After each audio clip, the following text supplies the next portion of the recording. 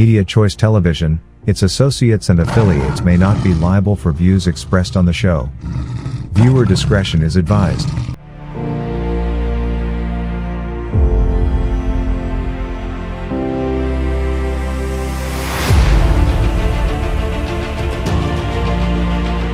Kyolaba maaso kifaananyi kiva ku mutimbagano gwa YouTube kino nga kiviira ddala ku mukutu oguyitibwa Media Choice ng'ebiseera ebyo gwali guyitibwa TM Online ky'eky'omwana mulenzi ayitibwa Kyalema Faridi oba muyite Urban Boy.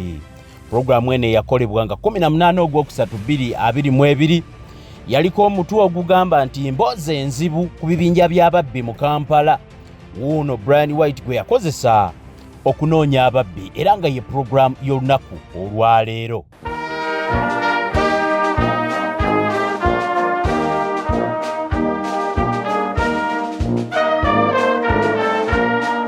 Atasobola kulaba programu eno linki njikuteereddewo wansi ogirabe. Omwana mulenzi Kyalema Faridi muyite Urban Boy omu ku balenzi abaali ab'ekitalo mu kibuga Kampala.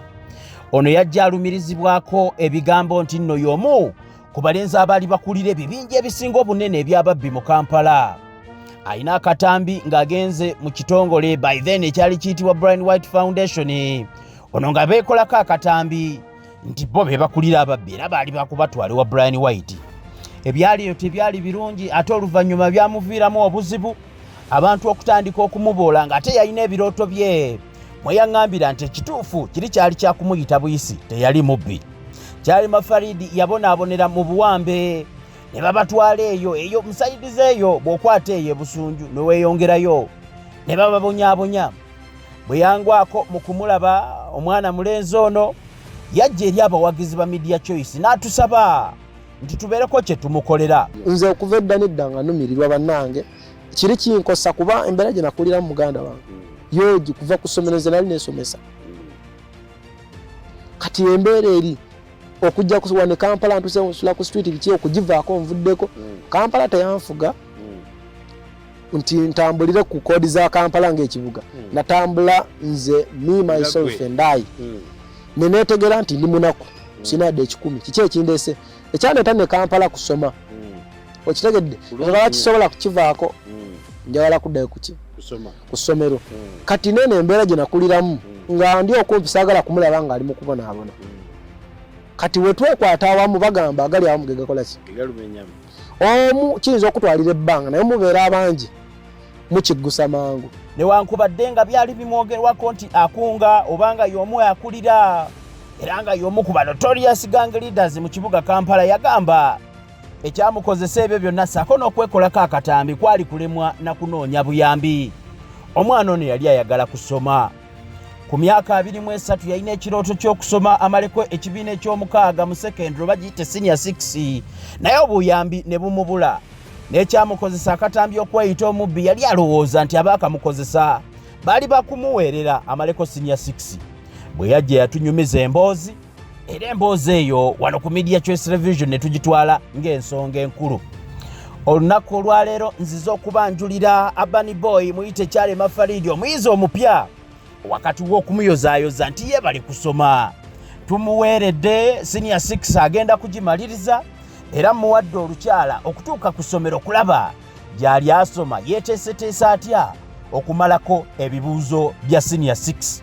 Mbalayirira ng'era mbagamba Media Choice gwe mukutu gwokka ogwali guyitibwa TM wanka tuguyitibwa Media Choice ogukwata ku nsonga omuntu ne gumulaba mu buzibu bwalimu era ne gufuba okulaba nga guwaayo asobole okubeera nga obuzibu obwo abusukkamu. Tetukoma kukola bukozi mawulire wabula tukola ekyo kyennyini ekyetaagisa. Kye tutaakole tetukikola, kye tunaakola tukikolera ddala newankubadde nga waliwo ebiyitamu ne batuwaayiriza.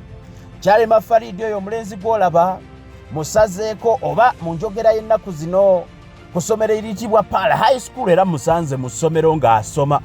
Ali mu kutta bbuuku ku finalizinga kola discussion na zisamale. Ebibuuzo bye bitandika mu Novemba nga 18. Mwebale nnyo mwebalire ddala buno bubaka bwa kusiima eri abasobodde okuyambako Kyalema Faridi ne mutuwanga school fees Ssaako n'okutulabirira mu bintu ebyo ebyetaagisa omwana okusoma. Uno mubaleetedde agenda kusoma. ate olunaku olwo twakola ekisuubizo nti bw'anaaba nga amaze okusoma senior 6 tujja kumwongerayo amaleko university. Ono y'omu ku baana 14 omukutu gwa media choice beguweerera. Ono nno wa senior 6 gwe nsobodde okusisinkana wano emakindi ku High School. Tulina abasenior 4 abasenior 3 Ssaako ne mu primary tulinayo. Tulinayo aba vocation babiri abagenda okusoma ebyemikono. Naye ono story ye yali ngazi kubanga yalimu omwana omuto ate gwe baali balumiriza ekyobubbi nga yeekolako n'akatambi ku nsonga eyo y'emu. Tukuyozaayoza mwana mulenzi Kyale Mafaridi muyite Abani Boy olw'okutuuka ku kkula ery'okutuukiriza ekimu ku birooto byo era tukusuubiza nti abawagizi baffe abalungi bajja kubeera nga bakuwagira. Tosubwa emboozi eno mu bujjuvu mbadde njikwanjulira naye ku ssaawa 3:45 ogenda okuwulira okuva eri omuyizi yennyini akunnyonnyole. Bibadde bitya byali bitya kikyasuubira mu maaso eyo ate era wano ku Media Choice Television mwebale nnyo mwebalire ddala.